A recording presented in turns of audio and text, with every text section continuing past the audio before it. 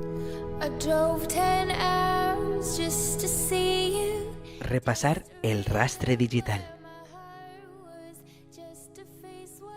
Segons els estudis científics, les persones amb més èxit ho són per la seva capacitat d'autocontrol. L'autocontrol és una habilitat de dominar el comportament propi davant dels estímuls externs, especialment les gratificacions i els càstigs. Saber ajornar el plaer d'acabar uns estudis, oferint sacrifici en el present a canvi de retribució en el futur. L'autocontrol implica una gestió introspectiva i una mirada interior.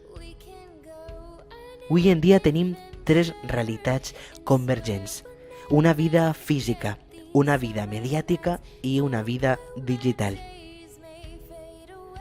En la vida física, l'autocontrol és una ferramenta bàsica per a tindre un equilibri entre viure el present i guanyar el futur, entre diversió i esforç.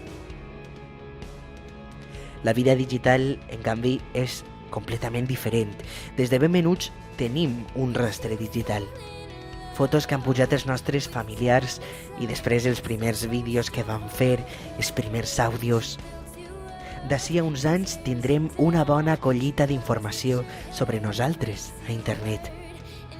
Empreses i persones miraran eixe rastre digital que hem deixat per a decidir si som o no som de fiar, si som o no som nutritius, intel·ligents o fins i tot l'evolució del nostre físic. Per això l'autocontrol en la vida digital és tan important. Hem de pensar molt bé quines coses es quedaran per a sempre a la xarxa. El comportament digital té un primer moment d'impuls, de publicar, després un moment de reflexió respecte al contingut i la seva aturada i finalment un moment de repàs. Sí, convé repassar el rastre digital propi cada cert temps. Teclejar el nostre nom en el buscador és el primer pas, però després cal revisar quina informació tenen de nosaltres la resta de persones. Gestionar la privacitat dels nostres perfils, però també repassar si una cosa que pensàvem la setmana passada la continuem pensant o va ser fruit d'una emoció passatgera. Esborrar és una opció i amagar és una altra. La qüestió és repensar si eixa persona que internet diu que som s'assembla o no a nosaltres i, sobretot, saber calibrar què volem que la gent sàpiga de nosaltres amb un sol clic. I avui tanquem este podcast amb You Say Andrew de Carter Bale. Fins la propera.